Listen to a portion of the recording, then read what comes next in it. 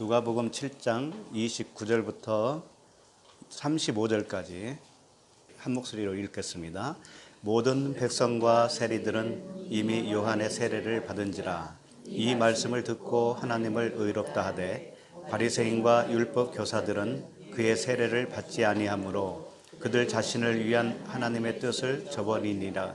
또 이르시되 이 세대의 사람을 무엇으로 비유할까? 무엇과 같은가?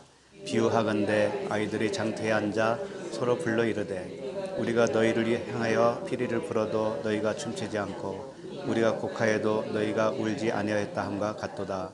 세례 요한이 와서 떡도 먹지 아니하며 포도주도 마시지 아니하며 너희 말이 귀신이 들렸다 하더니 인자는 와서 먹고 마시매 너희 말이 보라 먹기를 탐하고 포도주를 즐기는 사람 세리와 죄인의 친구로다 하니 지혜는 자기의 모든 자녀로 인하여 옳다함을 얻느니라. 아멘. 기도하겠습니다. 하나님 아버지 은혜와 사랑을 감사합니다. 이 시간에 사랑하는 우리 지체들과 한자리에서 얼굴과 얼굴을 대면하고 함께 은혜를 나누게 하시니 감사합니다. 이 시간에도 말씀으로 새롭게 하시고 서로 사랑할 수 있도록 아버지의 그 아가페 사랑으로 온전케 하여 주시옵소서. 예수 그리스도 이름으로 기도드립니다. 아멘. 오늘 말씀 제목은 춤추고 울어라 입니다. 춤추고 울어라. 춤춘다는 게 무슨 뜻이고 운다라는 뜻이 무엇일까? 이제 그걸 우리가 보게 될 것 같습니다. 가끔 제가 말씀을 드렸지만 이 성경의 구조가 있어요. 성경이 그냥 쓰여진 게 아니라는 것이죠. 창세기서부터 계시록까지 일정한 하나님의 계획 속에서 쓰여졌다는 거예요. 그래서 그걸 몇 가지로 나눠서 볼 수 있는데 첫째는 이중 구조로 되어 있다는 거예요. 이중 구조. 시줄과 날줄 이런 말씀을 혹시 들은 적 있죠?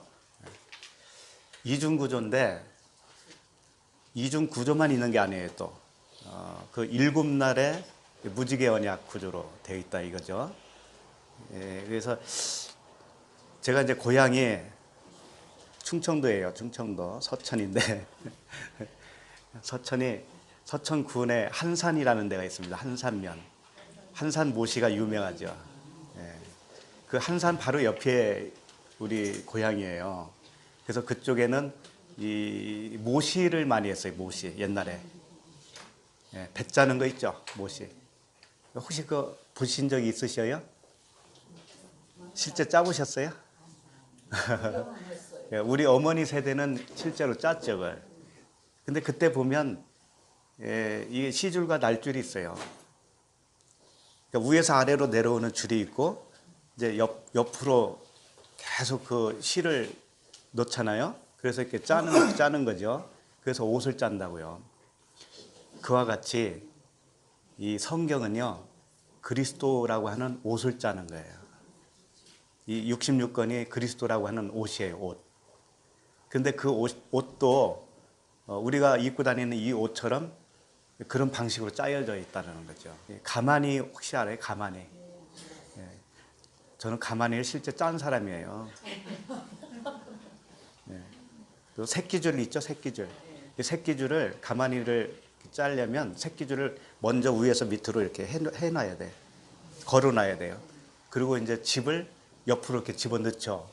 넣을 때 이게 새끼줄이 있으면 이게 안쪽 밖으로 이렇게 얽혀지잖아요. 이게 이중구조라는 거예요. 이게 안과 밖으로. 성경 말씀이 그렇게 되어 있어요. 안과 밖으로 되어 있어요. 근데 이 눈으로 볼 때는 항상 겉으로만 보여요. 옷도 그렇잖아요. 옷도 보면 겉만 보이지 속은 안 보이죠. 그래서 겉옷 속옷 그러는 거예요. 옷은 같은 것인데 앞쪽에서 보이는 밖에서 보이는 옷은 겉옷이라고 그러고 안쪽을 속옷이라고 그러는 거죠. 사실은 같은 겁니다. 그러니까 성경 구조가 우리가 입고 다니는 옷과 삼배와 또 가마니와 똑같아. 그런데 성경에 그 구조 중에 또 하나가 있어요. 뭐냐면 삼일길이라고 하는 구조로 되어 있어요. 삼일길. 삼일길이 뭐냐면 그 성전으로 말하면 뜰과 성소와 지성소예요. 지성소까지 가는 것이 이제 마지막이잖아요. 그것을 다르게 표현하면 우리의 육신의 정력, 안목의 정력, 이생의 자랑이 박살나는 거예요. 박살나는 거예요. 박살나고 성전으로 지어지는 과정을 말씀하고 있어요. 그러니까 이 말씀은 항상 우리의 육신의 구조를 부인시켜요. 이 말씀이. 그래서 이 말씀을 들으셔야 되는 거예요.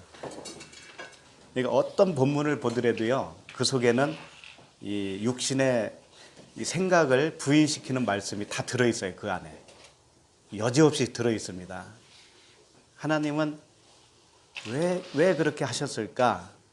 우리가 그만큼 안 죽으니까 그래요. 그만큼 안 죽으니까. 그것을 성령의 책망, 세 가지 책망이 그렇게 해주시는 거죠. 그러니까 육신의 장막이, 그 장벽이 있어요. 장벽이. 육신의 장벽이 그걸 세 가지로 표현하는데, 그 장벽이 뭐냐면 하나님께 나아가지 못하는 구조로 되어 있기 때문에 그래요. 우리가 끊임없이 하나님을 대적하는 구조로 되어 있습니다. 육신의 생각은. 그것을 성령께서 책망을 통해서 우리를 가르쳐 주시고 하나님의 생각으로 바꿔주시는 것이죠. 이 말씀이 그걸 계속 해주시는 거죠. 근데 여기까지 끝인 줄 알았더니 또 하나가 있어요. 또 하나가 있는데 뭐냐면 이 성경 말씀은 일정한 주제별로 되어 있다라는 거예요. 주제. 그러니까 예를 들면 창세기를 보면 처음부터 그 주제가 나눠져 있는데 그 주제를 예를 들어서 번호를 먹이면 이제 1부터 10까지라고 보면 창세기 다음에 뭐예요? 출애굽기죠? 출애굽기 가도 똑같은 주제별로 순서로 되어 있다라는 거죠. 그 순서가 바뀌지 않는다라는 거예요. 이건 얼마나 놀라운지 몰라요. 그리고 신약에 가도 마태복음으로 가면 또 그 주제가 계속 같은 주제로 흐르고 있어요. 근데 그 순서가 바뀌지 않는다는 거예요. 7날도 첫째 날부터 7째 날까지 순서가 안 바뀌는 것처럼 이 주제도 바뀌지가 않아요. 그러니까 이 주제는 내가 봤을 때 가마니를 짤 때 새끼줄이라고 보면 그 새끼줄은 듬성듬성이 있잖아요. 그리고 지푸라기는 계속 가늘게 들어가잖아요. 그와 같은 것 같아요. 그러니까 주제는 나눠보면 한 100가지 이내에 되는 것 같아요. 100가지 이내. 100개 이내로 끝나요. 주제는. 그래서 놀랍게도 그 순서가 바뀌지가 않아요. 순서가. 예를 들면 빛이다라고 하는 그 주제를 내가 정했으면은요. 예를 들면 그 다음에 하나님의 형상이다. 그 다음에 생명이다. 그 다음에 하나님의 안식이다. 이런 순서대로 됐다면 그 순서가 바뀌지 않는다는 거예요. 어떤 말씀을 봐도. 그래서 저도 이제 말씀을 전할 때 이런 순으로 하는 거예요. 이 성경 말씀은 우리 육체로 비교한다면 육체 중에는 여러 가지 지체가 있잖아요. 지체가 있는데 손가락이라고 해도 이 온몸과 붙어 있잖아요. 연결이 돼 있죠. 신경이. 그와 같이 말씀 한 절 한 절이 66권과 다 붙어 있어요. 그럴 거 아니에요. 떨어져 있지 않을 거 아니에요. 그러니까 성경 말씀 한 절을 해석할 때는 66권 전체를 도입해도 돼요. 안 될 게 하나도 없어요. 그 말씀이 그 말씀이거든요. 오늘도 이제 말씀을 몇 가지 보겠지만 그 한 절 한 절이 66권 어딘가에 다 붙어 있어요. 이게 연결되어 있어요. 그런데 그렇게 전체를 다 도입을 할 수는 없잖아요. 매번. 그렇죠? 그렇기 때문에 그 주제가 있다라는 거예요. 주제가. 오늘 본문 말씀은 사실 심판이라고 하는 주제 안에 들어있어요. 심판.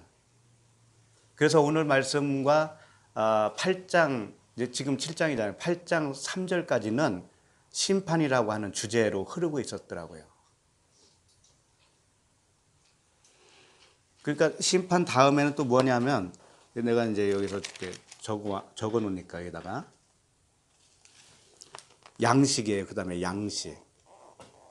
그래서 심판은 이 오늘 말씀과 더불어서 다음 주에 할 말씀이 뭐냐면, 그 향유를 예수님의 머리에 부은 사건, 여인이 향유옥합을 깬 그 사건이에요. 이게 뭐냐면 심판을 설명하고 있다라는 거예요. 이게 끝나면 이제 8장 4절부터는 양식이라고 그랬잖아요. 양식이라고 하는 큰 주제라고 그랬죠. 그래서 각 동네 사람들이 예수께로 나와 큰 무리에 이르니 예수께서 비유로 말씀하시되 씨 뿌리는 비유를 말씀을 하시는 거예요. 그래서 이런 그 성경은 주제가 계속적으로 흐르고 있다라는 거예요. 그것은 질서 정연해요. 그러니까 제가 이제 어떤 그 기준에 의해서 말씀을 전하고 있는가 하면은 바로 이런 기준이에요. 이중구조, 무지개 언약, 그 다음에 삼중 장벽이라고 했죠. 우리 육신의 정욕, 안목의 정욕, 이생의 자랑, 이 삼중 장벽을 깨는 성령의 책망이란 말이죠. 이런 구조. 그 다음에 그 주제가 있다라는 거예요. 주제. 그래서 예를 들면은 우리가 눈이라고 하는 지체가 있죠. 눈. 그럼 눈을 설명하기 위해서 온몸을 다 설명할 수는 없잖아요. 그러나 눈과 가까이 있는 부분이 있다 이거예요. 눈과 가까이 있는 부분. 눈과 가까이 있는 것이 눈과 연결되어 있는 어떤 신경, 귀라든지 코라든지 뇌라든지 이런 부분을 그 성경 말씀과 연계해서 설명을 해드리는 것이지, 눈을 설명하는데 저 발가락까지 연결해서 할 필요는 없다는 거죠. 근데 어떤 사람은 저 발가락까지 도입을 해야 폭넓은 것으로 마치 말씀을 해요. 그건 잘 몰라서 하는 소리예요. 성경 66권이 어떤 말씀과 다 연계돼 있어요. 그래서 어디를 연결해도 틀리지 않습니다. 전혀 틀리지 않아요. 그러나 우리가 말씀을 볼 때는 그 주제에 맞게 도입을 하는 것이 가장 정확해요. 자, 예를 들면은 오늘 심판이라는 주제라고 그랬죠. 그러면 출애굽기에도 심판이 있고 창세기도 심판이 있고 66권에 어디를 봐도 심판이라고 하는 주제 말씀이 있을 거 아닙니까? 그것만 모은다고 한번 쳐보세요. 그것만 다 모아서 보면은 심판이라는 개념이 정확하게 드러나겠죠. 그래서 유익하다는 거예요. 심판이라고 하는 개념이. 그래서 성경은 정말 이게 어렵지만 그렇게 보면 참 재미있어요. 그런 구조로 돼 있다는 것을 발견하고 나서 그 구조로 입각해서 보시게 되면 굉장히 정확하고 하나님이 어떤 의도로 쓰였다는 것을 더 정확하게 알 수 있어요. 그냥 중구난방식으로 성경을 이렇게 연결해서 하기보다는 그 주제에 맞게 하는 것이 좋다 이거죠. 그럼 다음에 가면 다른 주제가 또 있으니까 그때 가서는 그 주제와 또 연결해서 또 이렇게 보면은 더 좋은 거죠.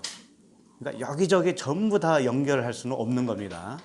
어디를 해도 상관은 없지만, 근데 마치 그것을 내가 굉장히 폭넓은 사람이다 이렇게 표현할 수는 없다라는 거예요.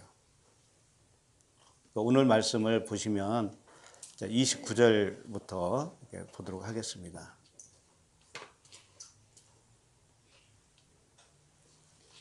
29절 보면 모든 백성과 세리들은 이미 요한의 세례를 받은지라 이 말씀을 듣고 하나님을 의롭다 하되. 일단 성경은 본문 말씀에 충실한 것이 가장 좋습니다. 일단은 본문의 흐름을 놓치면 안 돼요. 본문에서 해결이 일단은 되어야 돼요.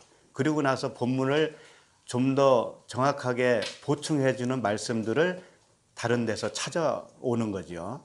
그런 식으로 보면 좋아요.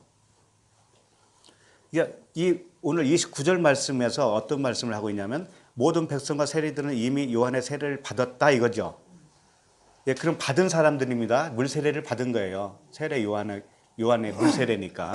물세례를 받고 그 다음에 이 말씀을 듣고 하나님을 의롭다 하다 이랬단 말이에요. 그러니까 지금 두 가지를 설명하고 있어요. 여기서 모든 백성과 세리들은 이미 요한의 물세례를 받은 자들이고 또 그들이 이 말씀을 듣고 하나님께 의롭다, 하나님 의롭다 여긴다 이거죠. 이 두 가지입니다. 두 가지. 그러면 여기서 볼 수 있는 게 뭐냐면 세례 요한의 세례를 받은 것은 물세례요. 이 말씀을 듣고 하나님을 의롭다 한다는 것은 무슨 세례겠어요? 불세례를 의미한다 이거죠. 여기서 두 가지를 의미하고 있어요. 그러니까 이 짧은 한 절이지만 출애굽을 해서 요단강 건너가는 시점까지 딱 설명을 하고 있어요. 이 짧은 한 절에. 그래서 오늘 29절부터는 7날 언약의 구조로 보면 다섯째 날에 속해요. 다섯째 날. 출애굽 여정으로 보면 이제 요단강을 건너가는 그 시점에 있는 거예요. 요단강 건너가는 시점. 자, 그런데 29절에는 그 세리들이 요한의 물세례를 받았고 이 말씀을 듣고는 뭐예요? 앞에서 설명한 주님이 모든 말씀을 설명했잖아요. 지난주까지 우리 살펴본 대로 그 모든 말씀을 듣고 비로소 하나님을 의롭다 여겼다 이거예요. 의롭다 한다 이거죠. 그러니까 물세례만 받고 나서는 하나님을 의롭다 할 수 있어요, 없어요? 없다라는 거예요. 출애굽을 했지만 좌충우돌 하잖아요. 애굽으로 다시 돌아가고 싶어 하고 그러잖아요. 그렇다는 거예요. 그러나 물세례를 받기 전에는 결단코 하나님을 의롭다 할 수가 없어요, 또. 그래서 그렇게 하는 사람들이 누구냐면 30절 바리새인과 율법 교사들은 그의 세례를 받지 아니함으로 그렇게 나오죠. 이 사람들은 물세례를 안 받은 사람이라 이거죠. 지금 그 역할로 하고 있습니다. 그들은 자신을 위한 하나님의 뜻을 저버리니라 그러죠. 여기서도 두 가지를 말씀을 하고 있어요. 첫 번째는 물세례를 안 받았다 이거죠. 두 번째는 하나님의 뜻을 저버렸다 이거죠. 앞에서는 물세례 받은 사람은 하나님을 의롭다 하는데 물세례를 못 받은 이 바리새인과 율법 교사들은 하나님의 뜻을 저버린 것이고 하나님의 뜻을 저버렸다는 건 뭐냐면 불세례도 못 받았다 이런 뜻이에요. 그러니까 한 가지 못 받으면 두 가지 다 못 받는 겁니다. 그래서 첫 번째 이 30절에 그 바리새인과 율법 교사들의 그 상태가 어떤 상태냐면은 육신의 정욕 이것을 보여주고 있는 거예요. 육신의 정욕. 육신의 정욕이 무엇인가를 보여주고 있다고요. 그래서 육신의 정욕, 안목의 정욕, 이생의 자랑이 이 본문에 이제 다 나올 거 아니겠어요? 그렇죠? 첫 번째가 육신의 정욕이에요. 이것은 뭐냐면 물세례조차도 못 받은 걸 말하는 거예요. 출애굽도 못한 거예요. 쉽게 말하면. 그럼 물세례를 받지 않는다는 게 무엇이냐 이거죠. 물세례는 또 무엇이고 어떤 것을 물세례라고 할 수 있고 물세례를 받았다 안 받았다 할 수 있을까? 이제 그걸 일단은 알기 위해서 물세례를 받지 않은 바리새인과 율법 학자들은 결국은 하나님의 뜻을 저버렸다고 되어 있습니다. 그러면 이 뜻이라고 하는 거죠. 하나님의 뜻. 이 뜻이라고 하는 단어가 불례라는 단어예요. 불례. 이게 뭐냐면 하나님이 어떤 결정을 해놓은 거예요. 하나님이 계획을 딱 해놓은 거예요. 요 계획 해놓은 대로 되지 않으면 안 돼라고 하는 결정을 말하는 거예요. 그러니까 하나님은 심사숙고해서 어떤 이 계획을 해놓으셨는데 그걸 말하는 거예요. 하나님의 뜻. 그것을 저버렸다라는 거죠. 저버렸다라는 것은 뭐냐면 그걸 거절했다. 무효로 했다 이겁니다. 그리고 이런 뜻이 더 강해요. 거절했다는 건 뭐냐, 저버렸다라는 건 뭐냐면 하나님이 이렇게 갖다 주었어요. 여기 빵이 있죠, 빵을 딱 먹으라고 줬어요. 그런데 그걸 쳐버린 거예요. 제거를 한 거예요. 안 먹겠다 정도가 아니고 걷어낸 거예요. 걷어낸 거. 제거를 했어요. 스스로가 제거. 이것이 뭐냐면 저버리다라고 하는 의미의 단어예요. 아데테오라고 하는 단어가 그런 의미를 가지고 있어요. 아데테오. 놓여진 것, 이미 놓여진 것을 제거를 하는 거예요. 자기 스스로가. 안 먹겠다 할 정도가 아니고 집어치는 거예요.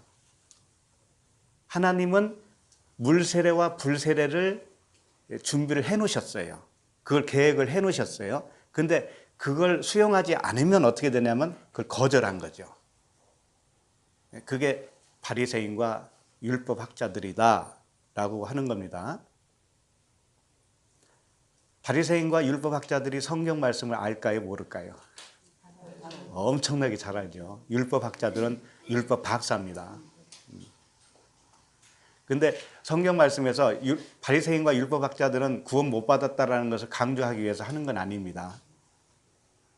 이 다음에 보면 한 율법 학자가 바리새인이 예수님을 자기 집으로 초대하는 이야기가 나와요. 그리고 바리새인 중에 니고데모라는 사람도 있죠. 그리고 사도 바울이 누구예요? 바리새인 중에 바리새인이었죠. 그래서 바리새인이 나쁘다는 의미를 띠고 있는 것이 아니고 이렇게 성경에 박식해도 하나님이 결정해 놓은 어떤 그 룰에 들어가지 못하면 안 된다라는 걸 보여주고 싶은 거예요. 하나님이 정해놓은 룰이 있어요. 계획이 있어요. 그 방식이 있다 이거죠.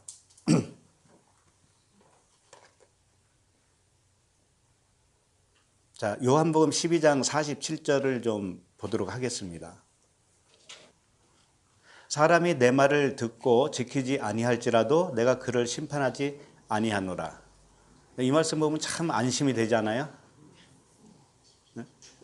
하나님, 예수님이 그러시는 거예요. 내 말을 듣고 지키지 아니할지라도 내가 그를 심판하지 않는다는 거죠.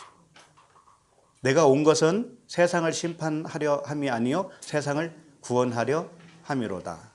이게 무슨 뜻일까요?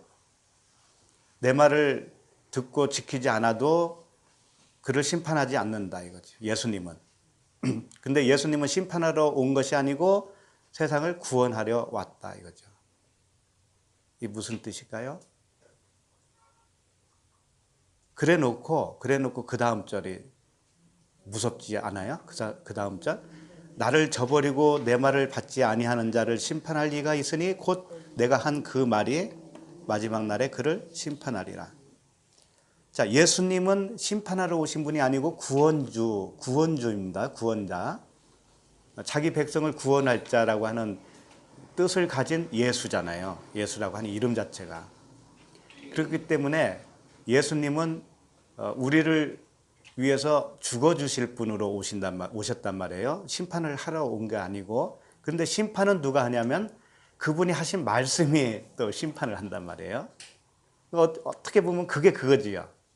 예수님이 심판을 안 한다고 했지만 결국은 예수님이 심판하는 것처럼 보일 수밖에 없죠. 이 말씀이.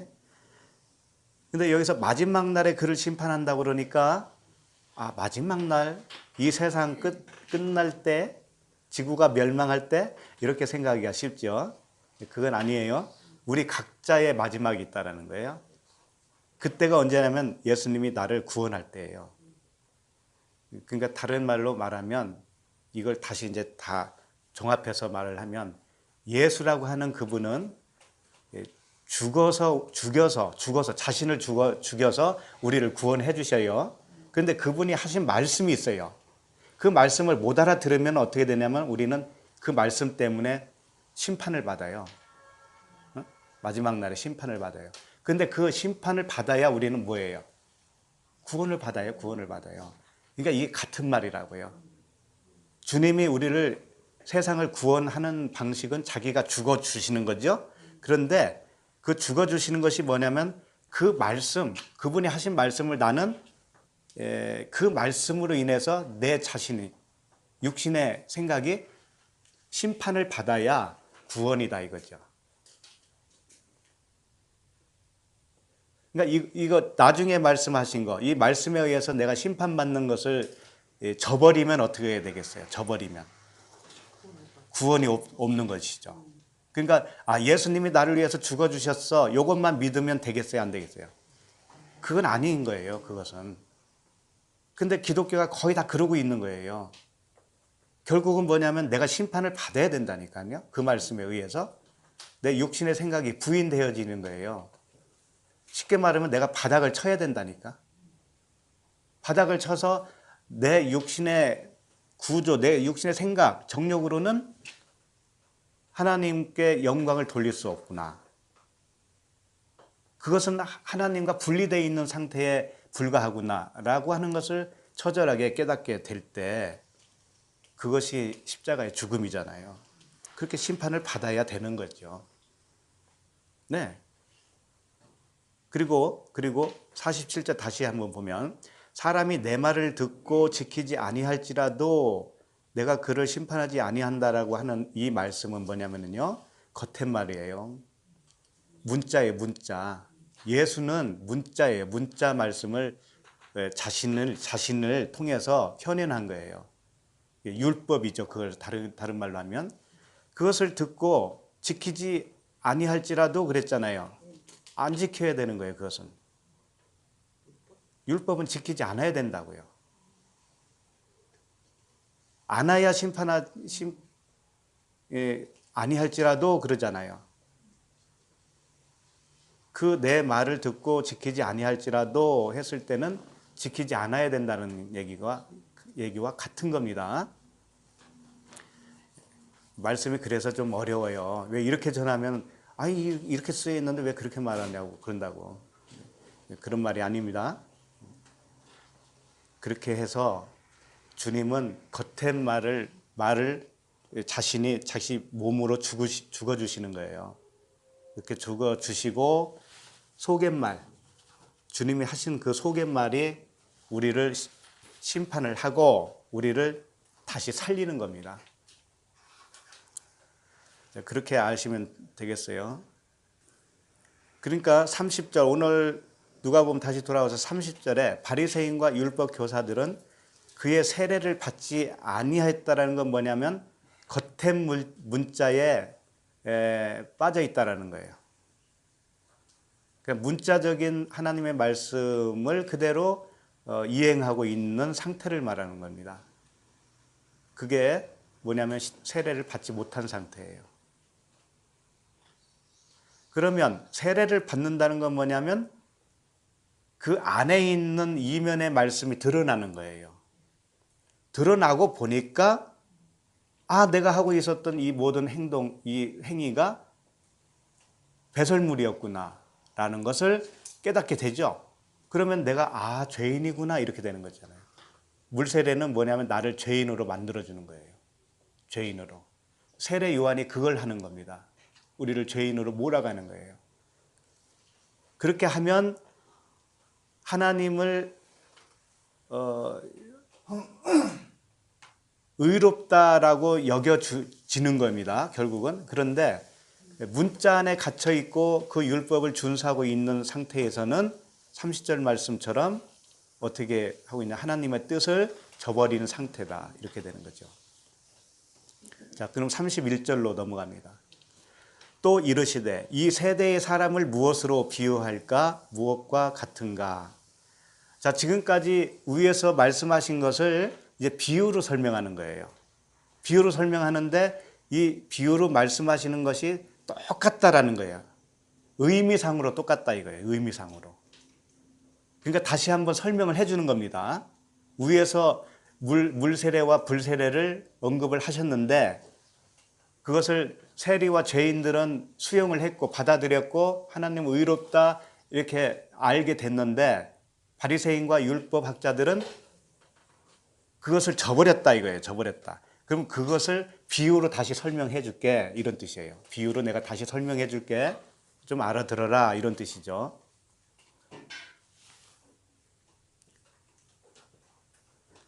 자, 그러면 32절이 이제 2절부터 비유로 설명을 하고 계시는 겁니다.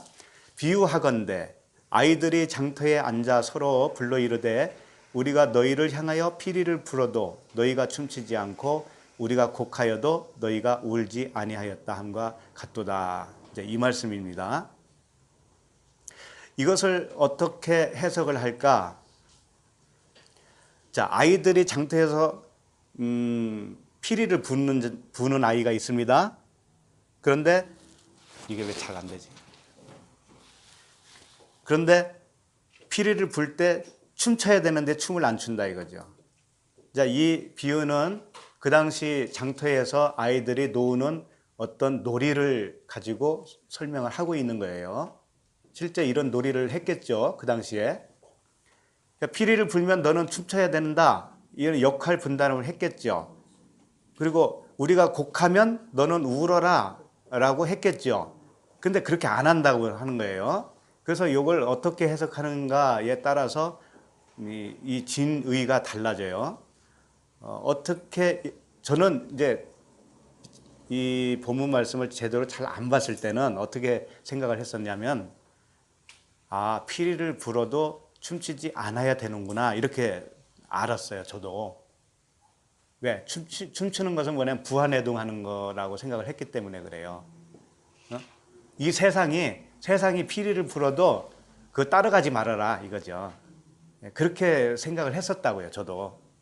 그리고 세상이 곡해도 너는 울지 말아라 이렇게 생각을 했었단 말이에요. 그런데 이 문맥상으로 봐도 그게 안 맞아요.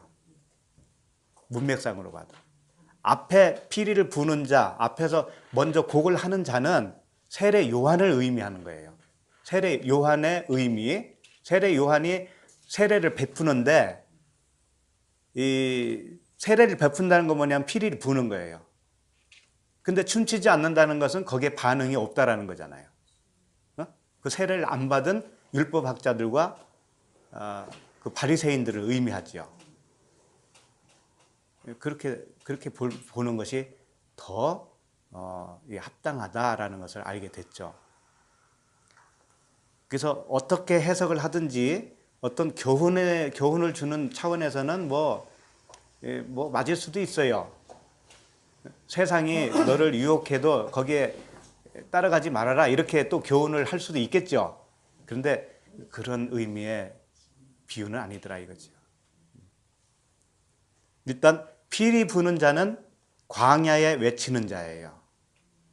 세례 요한이 광야에 외치는 자 아닙니까? 그렇죠? 회개의 세례를 베푸는 자, 회개하라 그러잖아요. 천국이 가까웠느니라. 요게 피리 부는 거라 이거예요. 피리 부는 거다. 그리고 곡하여도라고 하는 건 뭐냐면 세례 요한의 그 다음에 오시는 분이 누구예요? 불세례를 주는 분이 예수님이시죠. 그분이 하는 것을 여기서 설명을 하고 있어요. 그러니까 위에서 나온 말씀들이 뭐냐면 그 예수님 세례 요한이 하는 것과 예수님이 하는 거 이런 거 불세례, 그러니까 물세례와 불세례를 다 설명을 했죠. 이것을 피리 부는 자는 물세례요, 곡하는 자는 불세례 주는 분이다. 이렇게 보시면 돼요. 일단 자, 그러면 장터라는 단어가 나오죠. 왜 하필이면 장터일까요? 장터. 이 성경에 장터라는 말이 가끔 나옵니다. 장터가 시장이라는 말도 같은 단어예요. 시장. 우리나라 말로 장터라고도 번역을 했고 시장이라고도 번역을 했어요. 이게 아고라라고 하는 단어인데 아고라. 장터, 시장 똑같아요. 누가복음 11장 43절에 보면 제가 읽어드립니다. 화 있을진저 너희 바리새인이여 너희가 회당의 높은 자리와 시장에서 문안 받는 것을 기뻐하는도다. 자, 바리새인을 화 있을진저 하면서 뭐라 하냐면 회당의 높은 자리 시장에서 문안 받고 있는 것을 너희들은 기뻐하는구나. 어떤 이 책망의 말씀을 하고 계신단 말이에요. 그러니까 이 분명히 장터는 좋은 의미의 단어가 아니에요, 이게. 주님이 이 비유로 사용할 때 장터는 좀 다른 의미를 가지고 있다 이거예요. 부정적인 의미가 있다 이거죠. 장터는 물물 교환, 어떤 매매를 하는 곳이잖아요. 장터가 매매를 하는 곳이에요. 그런 의미로 사용되어지고 있다 이거죠. 시장, 장터, 매매를 하고 있는 거예요. 왜 매매를 하고 있다라는 것을 여기서 암시하고 있느냐면 율법 아래에서 갇혀 있는 상태가 뭐냐면 매매하고 있는 거예요. 그게 가나안이라고 하는 뜻입니다. 가나안이 매매하는 곳이라는 뜻이에요. 그러니까 겉에 가나안, 첫 번째 가나안은 매매하는 곳이라면 두 번째 가나안, 이제 온전히 복음으로 정복해서 살게 되는 그 가나안은 매매하는 가나안이 아닌 거예요. 주님이 다스리는 곳이죠. 우리가 주님과 매매한다는 건 뭐냐면 항상 딜을 하고 있는 거예요. 주님이 하신 말씀을 내가 이렇게 지켜볼 테니까 이 지킨 거에 따라서 주님이 상을 주세요 라는 거잖아요. 그게 율법이죠. 그것이 나의 의입니다.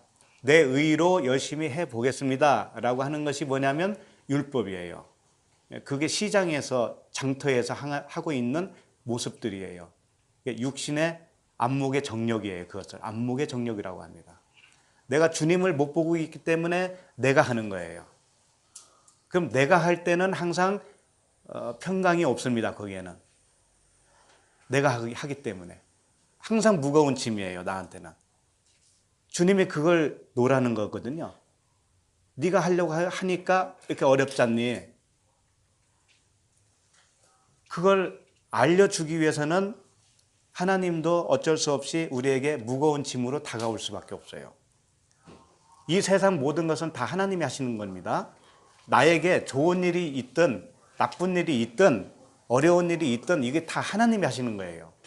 하나님이 하시는데 하나님께 핑계를 댈 수는 없어요. 왜냐하면 나라고 하는 육신이 하나님과 하나가 되면 아무 문제가 없는데 하나님과 하나가 안 됐기 때문에 나에게 책임이 있는 거예요. 하나님은 뭐라고 하냐, 처음부터 너와 나는 하나야 라고 하는 거예요. 물세례라는 것이 뭔지 아세요? 너는 이미 죽었어 라고 하는 것을 네가 받아들여 이거거든요. 세례가 딴 거 있다라고 생각하지 마세요. 내가 받아들이느냐 안 받아들이느냐의 차이예요. 내가 안 받아들였기 때문에 항상 하나님은 받아들일 때까지 우리에게 안 받아들여진 하나님으로 나타날 수밖에 없어요. 그럴 거 아니에요. 그러면 내가 죽었다라는 것을 내가 인정을 해버리고 받아들이면 어떻게 되냐면 내가 죽었으니까 나 있어요 없어요 이제? 없죠. 그러니까 하나님만 계신 거잖아요. 그래서 하나님과 내가 하나라고 표현을 하는 겁니다. 그러면 나와 분리된 하나님으로 나에게 다가올 필요가 없어지잖아요. 하나님도 이제는. 그러니까 나를 괴롭힐 하나님도 없는 거예요. 그래서 그리스도와 함께 십자가에 죽었다. 내가 예수와 함께 세례를 받았다. 바다에서 죽었다. 물에서 빠져 죽었다라고 하는 것은 이미 이루어진 사건이에요. 그것은. 근데 나만 받아들이지 않고 있을 뿐이라고요. 하나님은 그걸 선포를 해주시는 겁니다. 앞으로 되어질 일이 아니고 이미 되어졌는데 네가 왜 안 받아들여지고 있냐 이거예요. 그래서 항상 성경은 허물과 죄로 죽었지 않냐 이렇게 말씀을 먼저 선포를 하는 거예요. 네가 예수와 함께 죽었지 않니? 이렇게 먼저 시작을 한다니까요. 근데 너만 안 받아들이고 있으니까 받아들일 때까지는 내가 너의 대척점으로 역사할 수밖에 없지 않니? 그러니까 괴로울 수밖에 없지 이거예요. 그러면 주님과 함께 죽으면 어떻게 했냐면 그 무서운 하나님도 안 계셔 이제는 나한테는. 그 무서운 하나님이 율법의 하나님이 이제는 나와 함께 죽었다니까요.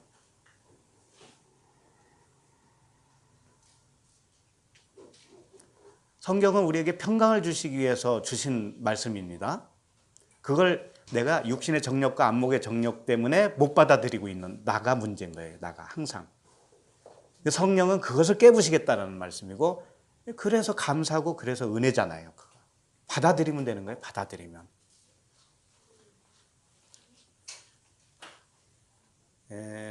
근데 바리새인과 서기관들은 뭐냐면 그 시장에서 자기가 문안받는 것을 기뻐했다요. 문안받는 거. 자기 높임을 받는 거 있잖아요. 자기 높임. 그걸 기뻐했다라는 거죠.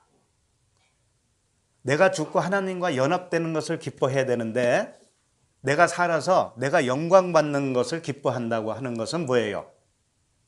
하나님과 원수예요. 그게 하나님과 원수. 그 상태가. 성경 말씀을 뭐 이론적으로 얼만큼 알고 있느냐 이게 문제가 아닙니다. 우리에게는. 다 잊어버려도 상관없어요. 히브리 헬라 하나도 몰라도 괜찮아요. 내가 부인되어지는 것이 문제인 거예요. 거기에 초점이 있고 십자가가 그래서 정상인 거예요. 정상. 아무리 뭘 많이 알고 심한 걸 깨달았어도 십자가를 통과하지 않으면 그 사람은 쓸모가 없는 사람입니다. 분란만 일으켜요. 분란만. 그걸 아셔야 돼요. 자, 그 다음에 피리라고 그랬습니다. 피리를 분다고 그랬어요. 피리를. 이 피리 분다는 것이 아까 잠깐 말씀드렸지만 세례 요한이라고 그랬죠. 세례 요한. 세례 요한이 광야에서 외치는 자의 소리다 이거죠. 이것을 고린도전서 14장 7절을 좀 보면서 살펴보도록 하겠습니다. 고린도전서 14장 7절. 고린도전서 14장 7절에 보면 혹 필이나 검은고와 같이 생명 없는 것이 소리를 낼 때에 그 음의 분별을 나타내지 아니하면 필이 부는 것인지 검은고 타는 것인지 어찌 알게 되리요.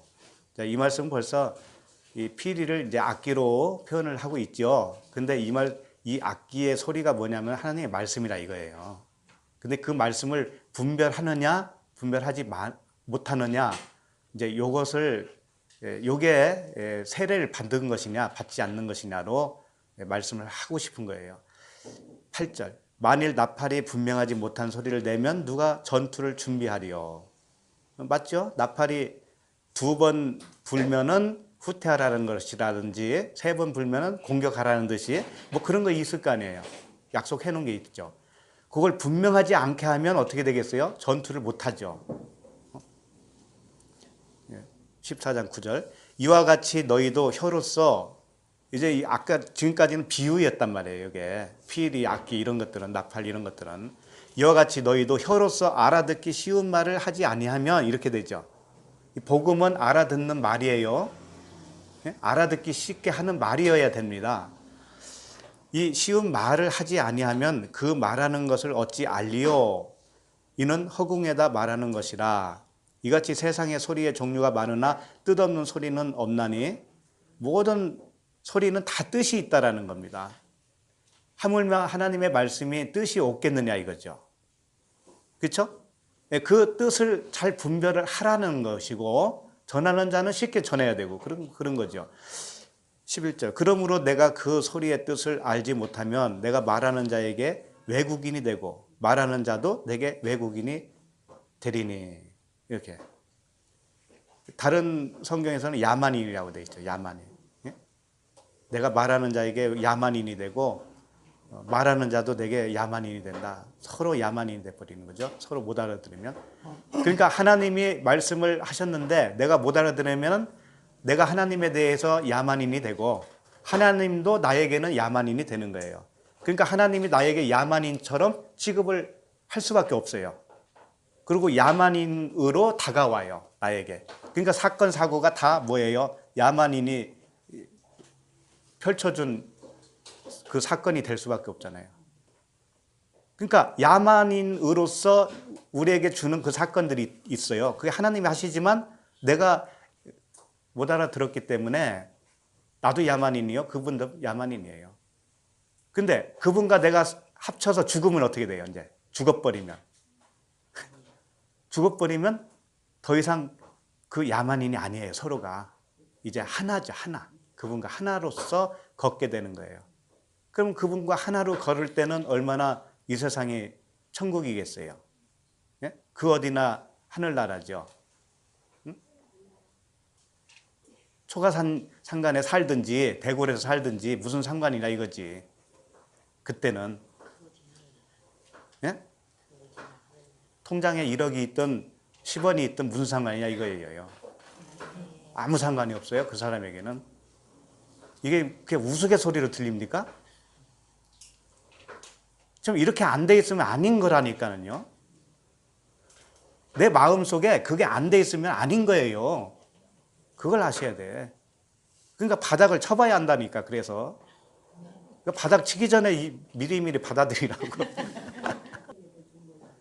근데 사실은 우리가 야만인으로부터 시작을 했어요. 이미.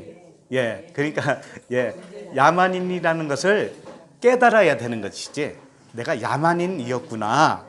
바닥을 침으로 인해서. 예, 그렇게 깨닫게 되어지고 더 이상 야만인으로 살지 않게 되겠죠. 그때는. 예, 그러니까 보는 시각이 달라지고 살아가는 관점이 달라져요. 쉽게 말해서 이 땅에 별 관심이 없어져요. 쉽게 말해서. 별 관심이 없어진다고.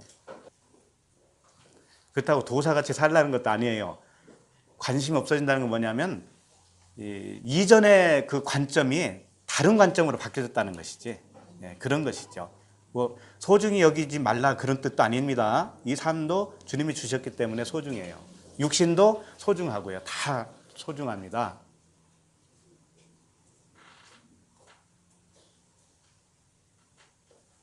자, 그러면서 지금 고린도전서 14장 보고 있어요. 12절까지만 보겠습니다. 12절 보면 그러므로 너희도 영적인 것을 사모하는 자인즉 교회의 덕을 세우기 위하여 그것이 풍성하기를 구하라. 자, 영적인 것을 우리는 사모한다라는 의미가 뭐냐면 그 이면 것을 하늘적인 거, 겉에 표면에 있는 거 말고 그 이면에 있는 하나님의 진짜 뜻, 이것을 사모하라는 거예요. 이 알맹이. 그 껍데기는 지방만 있잖아요. 지방. 자꾸 먹으면 비만해지잖아요. 그 안에 있는 살코기 있잖아요. 그걸 사모하라 이거지. 자, 그러면 피리를 분다는 의미는 이제 분명히 어떤 말씀을 의미하지요. 그렇죠? 세례 요한이 광야에서 외치는 자의 소리로서 말씀을 했는데 그 말씀을 내가 잘 알아듣는 거잖아요. 그렇죠? 잘 알아들어서 내 관점이 완전히 바뀌는 거잖아요. 그렇죠? 이 땅적인 관점에서 하늘적인 관점. 그럼 그게 뭐냐라고 한다면 참 많아요. 그런 것들은 이 종교적인 어떤 그런 것도 있어요. 종교적인 어떤 내가 거기에 참여를 해서 열심히 함으로 인해서 내가 거기서 만족을 얻는 거 있죠. 이것도 땅적인 거예요. 사실은 거기서도 죽어야 되는 겁니다. 죽으면 무슨 재미로 살지? 이렇게 될 거 아니에요, 또. 그러니까 바닥을 안 친 사람은 그 재미를 계속 누리려고 해요. 그게 뭐냐면 장터에서 영광을 받으려고 하는 바리새인과 같은 거예요. 그런 것도 생각을 해봐야 되는 겁니다. 그래서 내면에 주님과 단둘이 있는데도 외롭지 않아야 되는 거예요, 사실은. 그분과 그냥 항상 외롭게 있는데 남이 볼 때는 외로운 것 같은데 하나도 외롭지 않아요. 이건 그 사람의 성품이 그러니까 그렇지 안 그래요. 바뀌어요. 그렇게 바뀐다고요. 그렇게 외롭지 않게 바뀐다니까. 자, 춤춘다는 건 또 뭐냐 이거지. 춤춘다. 피리를 불면은 이제 춤을 춰야 되잖아요.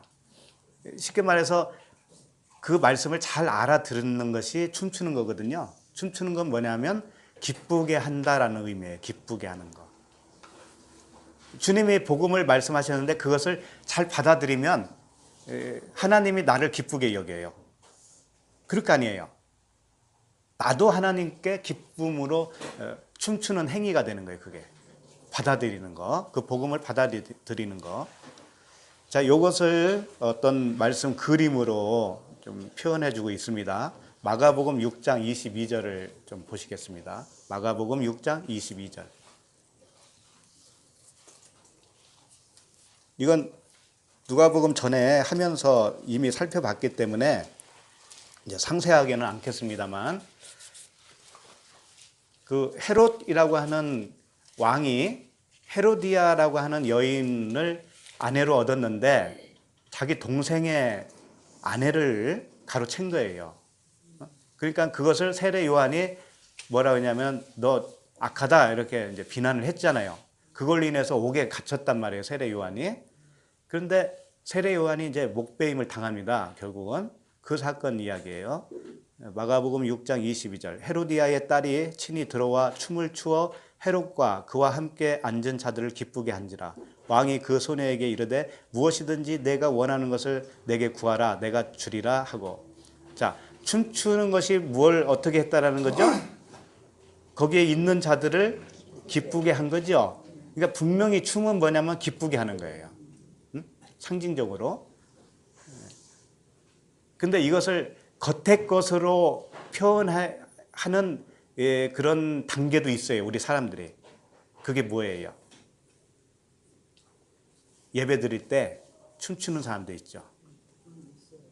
그죠? 찬양할 때 춤추죠. 이건 겉의 거라고요. 겉의 거. 겉의 것으로 모션이 나온 것 뿐이에요. 진짜 복음은 아니라고요. 거기서 이면으로 들어가야 돼. 이면으로. 이면으로 들어가면 어떤 행동이 나오는 게 아니고 영적 상태가 그렇게 바뀌어지는 거예요. 춤추는 상태. 영적 상태가. 근데 우리는 겉의 것만, 현상만 보면은 잘 못 보는 겁니다. 아, 춤추니까 저 사람 참 영적인 사람 같아. 얼마나 하나님과 소통을 하길래 저렇게 찬양할 때마다 춤을 출까? 소위 워십이라고 하는 거 있잖아요. 예. 그래서 워십이라는 게 나왔잖아요, 거기서. 근데 그것은 워십 하시는 그 전문가들은 항상 기뻐서 하지는 않잖아요. 예? 슬퍼도 해야 되고 우라통이 터지는 일이 생겨도 해야 되잖아요. 그러니까 겉의 것은 영원하지 않아요. 겉의 것은 사람을 속이는 거라고. 자, 그래서 그 헤로디아의 딸이 헤롯과 그와 함께 앉은 자들을 기쁘게 했어요. 춤을 추어서. 그러니까 헤롯이 뭐라고 하냐면 나에게 뭐든지 구하라 이거죠. 원하라.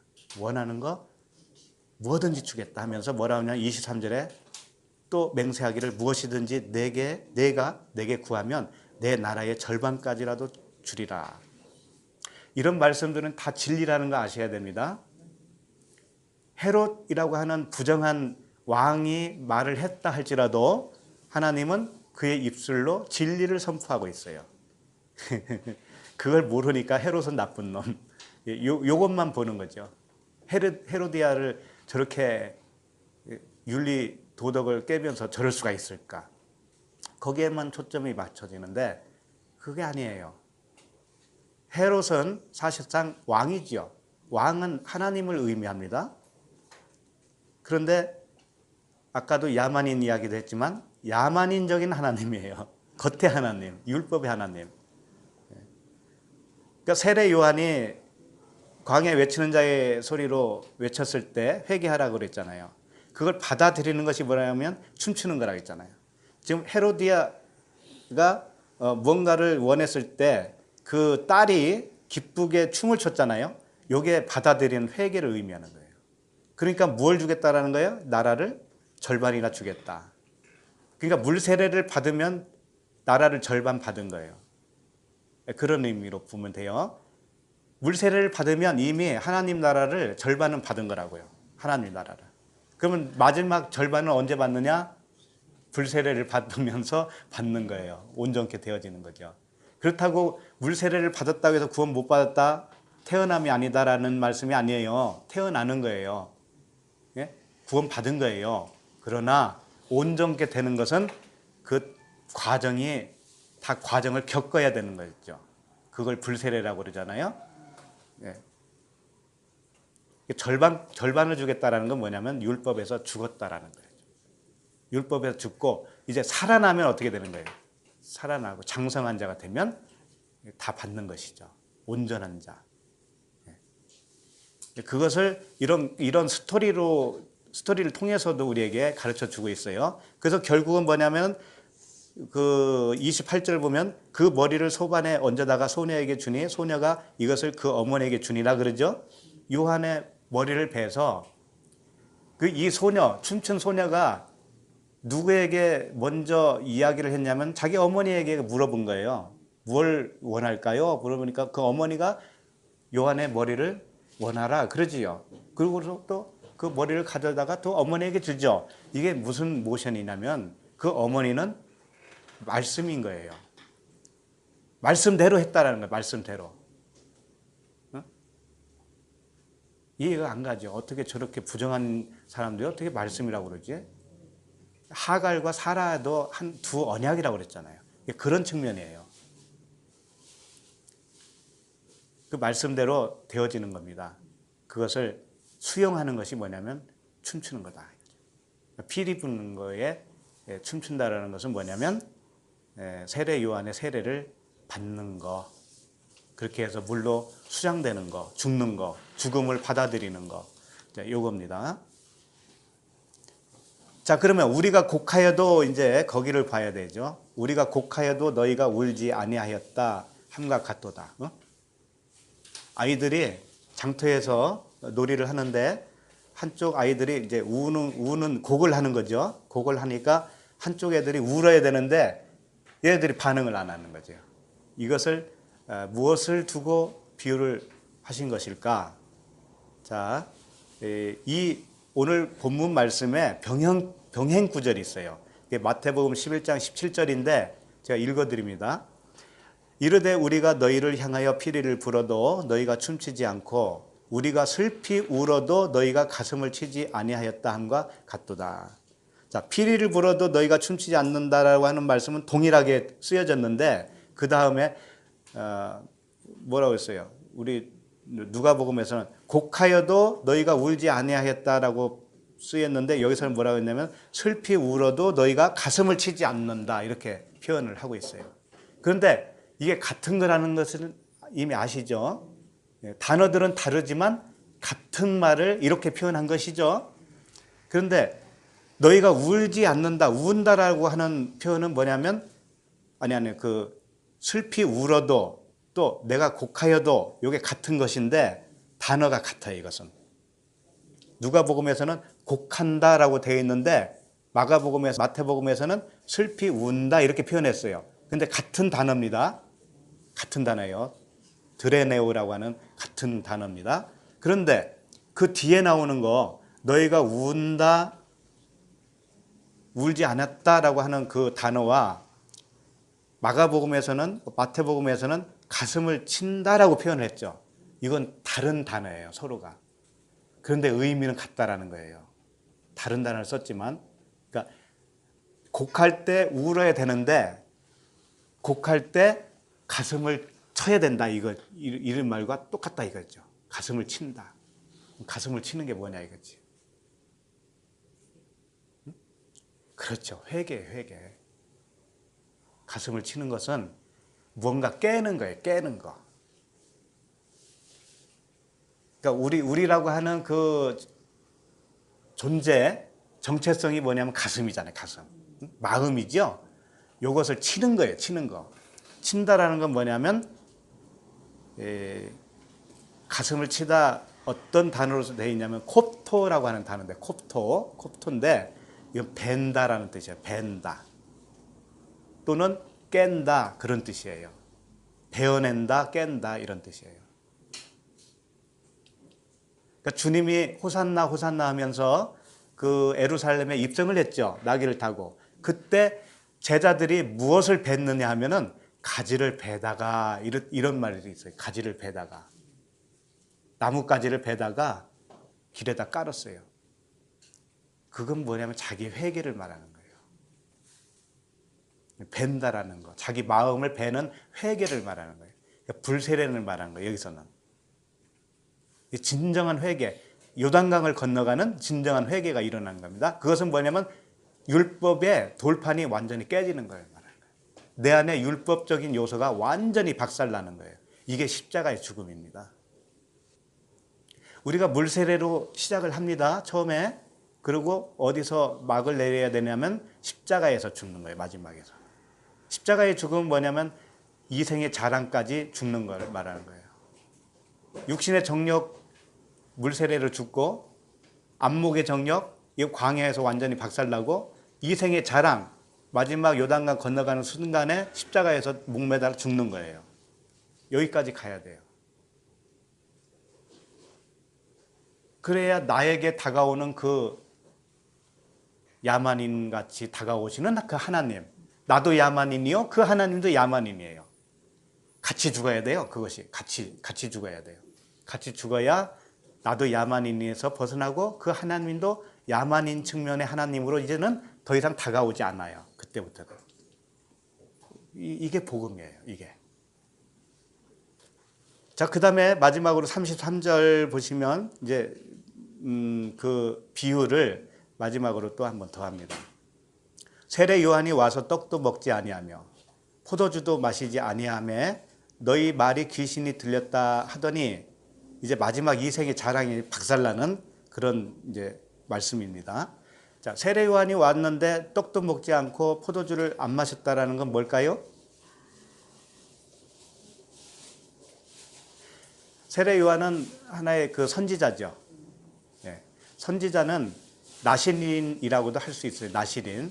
나시린의 조항, 나시린이 되려고 하는 조항은 뭐냐면 떡과 포도주를 안 먹는 자여야 돼요. 포도주, 독주를 마시지 말아야 되는 사람이에요. 그러니까 세례 요한은 독주를 안 마시는데, 그 독주, 그 처음에 떡, 그게 뭐냐면 이런 거예요.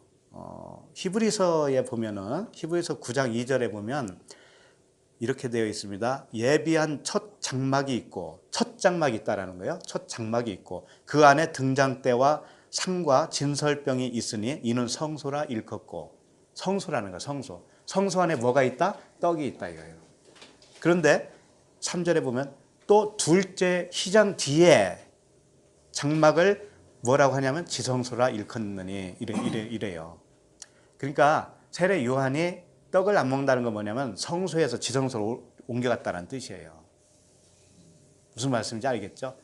예, 처음에 떡, 광야에서 내리는 만나 있죠, 만나. 이건 율법의 떡이거든요. 그러니까 율법의 떡을 이제 금식했다 이런 뜻이에요. 물로 포도주를 만들었죠. 그런데 물로 포도주를 만들기 전에 무슨 포도주가 있었죠?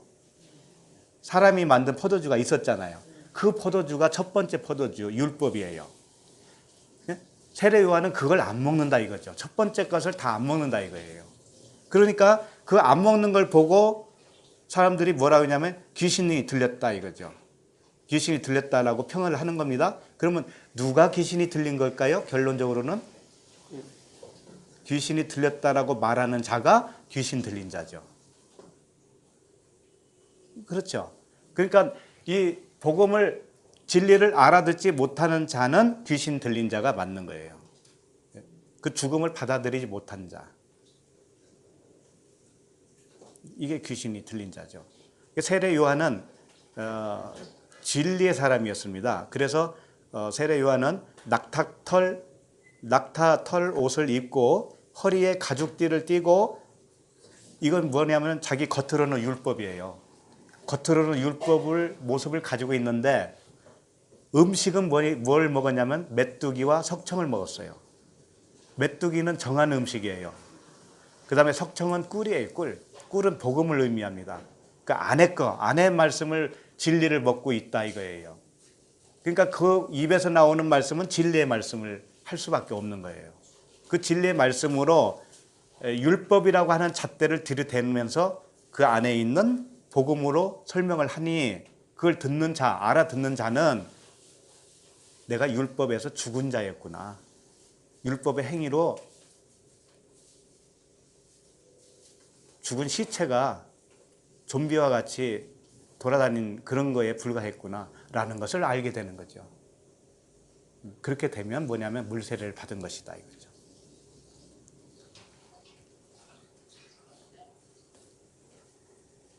그 다음에 그 히브리서 지금 9장을 보고 있습니다. 거기에 보면 4절이 있어요. 4절. 이것도 언젠가 제가 말씀을 드린 적이 있습니다. 4절에 뭐라고 되어 있냐면, 지성소 안에는 뭐가 있냐면 금 향로와 사면을 금으로 싼 언약궤가 있고, 언약궤 있죠? 법궤. 네. 법궤가 지성소에 있습니다. 언약궤가 있고, 그 안에 뭐가 있냐면 만나를 담은 금 항아리, 아론의 쌍난 지팡이, 언약의 돌판들이 있다 이거예요. 이게 세 가지. 이게 육신의 정력, 안목의 정력, 이생의 자랑을 의미하거든요. 그러면 제일 끝에 있는 거, 아론의 쌍난 지팡이가 뭐겠어요? 아론의 쌍난 지팡이 이야기 아시죠? 그 어떻게 나온 이야기인지. 그 아론과 모세만, 너희들만 지도자냐 이렇게 대든 사람들이 있었죠. 응? 그 다른 지파들의 그 두령들이 있었잖아요. 그러니까 너희들만 뭐 하나님이 인정하는 애들이냐? 나도 하나님의 백성이고 나도 말씀 잘 아는데 나도 좀 말씀 전하면 안 되겠니? 마이크 좀 돌리자 이럴 거 아니에요. 그러니까 하나님이 그래? 너희들 지팡이 하나씩 가져와 봐. 근데 누구에게서 싹 만났어? 한 사람만? 아론의 지팡이. 이게 이생의 자랑이라는 거예요. 이생의 자랑을 박살낸 거죠. 자, 34절. 오늘 본문 말씀 34절. 자, 세례 요한의 이야기를 아까 마쳤습니다. 세례 요한은 물세례를 주는 자로서 떡도 먹지 않고 포도주도 먹지 않았습니다. 그런데 이제 34절은 입장이 바뀌죠. 인자는 와서 먹고 마심에 너희 말이 보라 먹기를 탐하고 포도주를 즐기는 사람이요 세리와 죄인의 친구로다 하니 이렇게 돼 있죠. 인자는 와서 먹고 마신다 이거죠. 예수 그리스도는. 세례 요한은 첫째 것을 금식을 했다면 예수님은 먹고 마시는 것이 있는데 이것은 뭐냐면 첫째 것이 아니고 뭐겠어요? 두 번째 것이죠. 새로운 떡, 하늘에서 내려온 산떡. 자신이 그렇잖아요.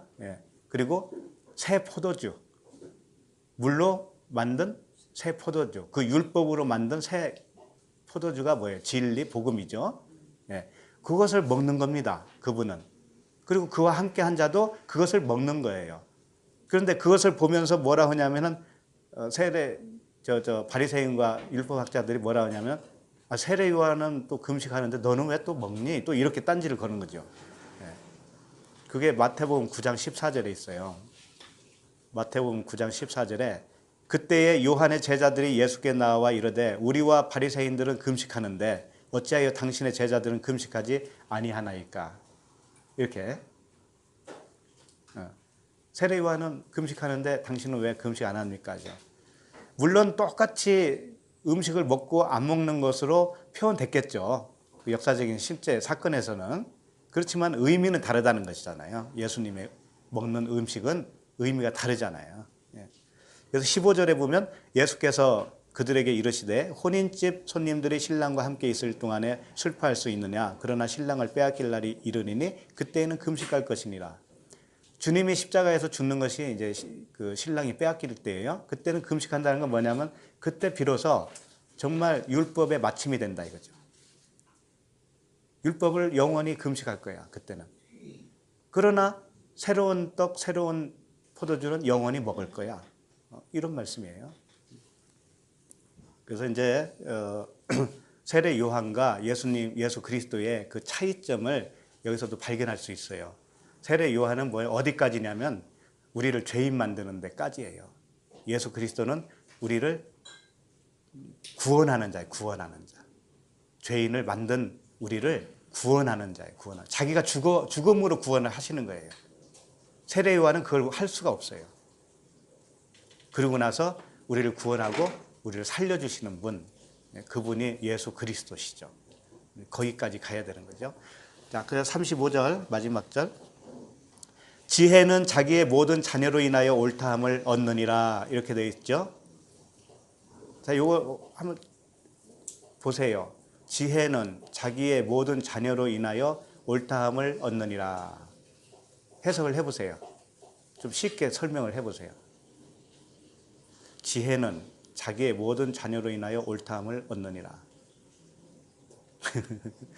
알 것 같은데 참 이게 아리송해. 그렇죠? 이럴 때는 원어를 좀 보는 게 유익이 되겠죠. 이럴 때 보는 거예요.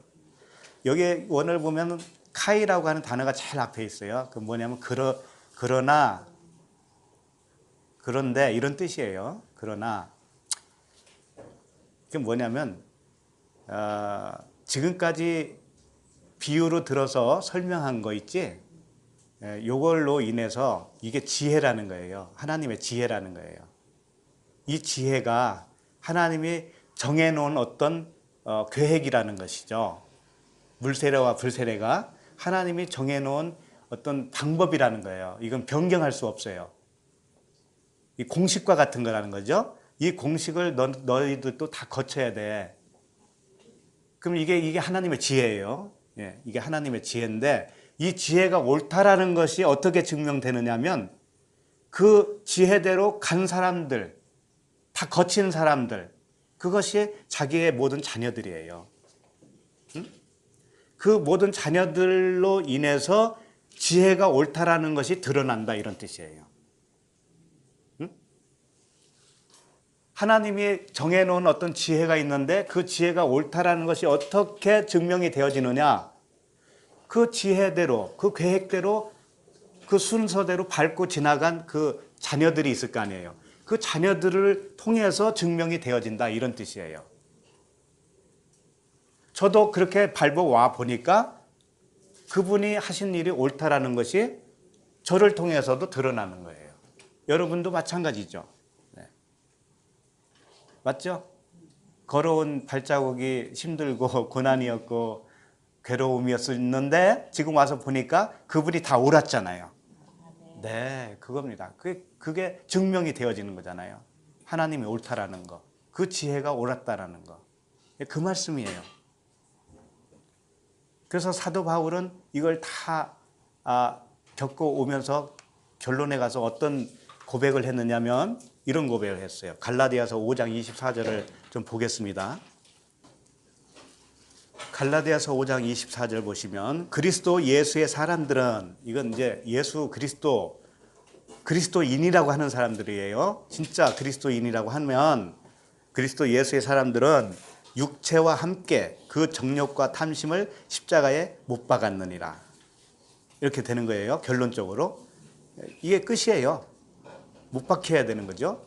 그렇게 되면 25절. 만일 우리가 성령으로 살면 이게 성령으로 살게 되는 겁니다. 십자가에 못 박히는 것이 뭐냐면 성령으로 사는 거예요. 성령으로 살면 또한 성령으로 행할지니 그러죠. 이 행한다는 건 뭐냐면 함께 걷는다는 뜻이에요. 그분과 함께 걸어요. 함께. 그렇잖아요. 십자가에서 그분과 예수와 함께 죽으면 누구와 함께 사는 거냐면 그리스도로 함께 사는 거예요. 함께 행하는 거예요. 함께 걷는 거죠. 이렇게 된다는 겁니다. 그럼 이렇게 되는 사람들은 어떤 사람들이냐? 그 다음 절 26절. 헛된 영광을 구하여 서로 노엽게 하거나 서로 투기하지 말지니라 그러죠. 이것은 명령이 아니라 이렇게 되어진다는 말이에요. 그러니까 성령으로 함께 걷는 자, 십자가에서 온전히 못 박히고 그분과 성령으로 함께 걷는 자는 헛된 영광을 구하지 않는다 이거죠. 이 헛된 영광은 뭐냐면 아까 바리새인들이 장터에서 뭐라고 그랬어요? 자기가 영광을 받는다고 그러잖아요. 시장, 장터 막 이런 데서 기도하고 그러잖아요. 그 사람들이 보이려고 자기의 영광을 구한단 말이에요. 자기가 살아있기 때문에. 그러니까 자기가 영광을 못 받으면 못 참지요. 요게 십자가에 자기가 육체와 함께 십자가에 못 박히지 않았기 때문에 그래요. 나를 조금만 건드리면 어떻게 되냐면 부르르 한다고요. 저것이 나를 두고 보자 이렇게 되잖아요. 육체와 함께 그 정욕과 탐심이 십자가에 못 박히지 않았기 때문에 성령과 함께 걷지 않기 때문에 하나로 그런 사람은 어떻게 하냐면 헛된 영광을 구하는 것이다 이거예요. 헛된 영광을 구해요. 자기라고 하는 그 영광 받기를 원한단 말이에요. 우리는 우리 각자의 영광을 구하는 게 아닙니다. 하나님의 영광을 구하는 자들이 돼요. 하나님의 영광. 자, 헛된 영광을 구하여 서로 노엽게 한다라는 것이죠. 이 노엽다라는 단어가 뭐냐면 자극한다라는 거예요. 자극한다. 자극한다는 것이 뭐냐면 상대방을 자극을 한다는 거예요. 상대방을 어떻게 자극을 하느냐면 율법으로 자극을 하는 거예요. 복음을 알고 진리를 안다는 사람들도요, 자기가 말을 하는 걸 보면은 자극을 해. 본인도 율법으로 말하고 있다는 걸 알아차리지 못해요. 그런 사람은 왠지 모르게 불편해요. 겪어봐서 아실 거예요. 왠지 모르게 불편하고 왠지 모르게 화를 내게 만들어요, 사람을. 그러죠? 그런 류의 사람들이 뭐냐면 노엽게 한다라는 거예요. 노엽게 한다. 그 다음에 서로 투기하지 말라라는 건 뭐냐면 시기 질투거든요. 시기 질투. 분명히 이런 요소들이 나타납니다. 성령과 함께 걷지 않으면 십자가에서 온전히 못 박히지 않으면 이런 결론의 결과로 나올 수밖에 없다니까요. 그래서 우리 공동체는 말이 많기보다는 따뜻한 사랑이 있어야 돼요. 그 자극을 하려고 하지 말고 그 시기 질투로 하지 말고 하나님의 사랑만 나타나야 된다 이거죠. 이게 십자가에 못 박힌 사람들의 공동체예요. 그러나 과정에 있잖아요. 누구나 과정. 그러니까 먼저 된 사람은 그 과정을 인정하고 수용해 주셔야 돼요. 네? 그러니까 자극을 하는 사람이 있어요. 또 시기 질투를 낸다고요. 영적 시기 질투까지 한다니까요. 육적 시기 질투를 벗어나서 영적 시기 질투까지 해요. 그래서 막 들이받아요. 그런 사람도 과정이 있으니까 그냥 수용을 하자 이거죠. 네? 너는 아니다. 너는 아직 아니니까 가버려라. 이러지 말고 수용을 하자 이거죠. 따뜻하게 사랑으로 녹이자 이겁니다.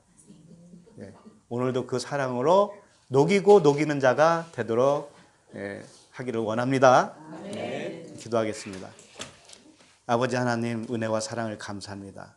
율법의 마침은 사랑이라고 하셨사오니 우리들에게서 그 사랑이 나타날 수 있도록 성령과 함께 걷는 자들이 다 될 수 있도록 도와주시옵소서. 예수 그리스도 이름으로 기도드립니다. 아멘.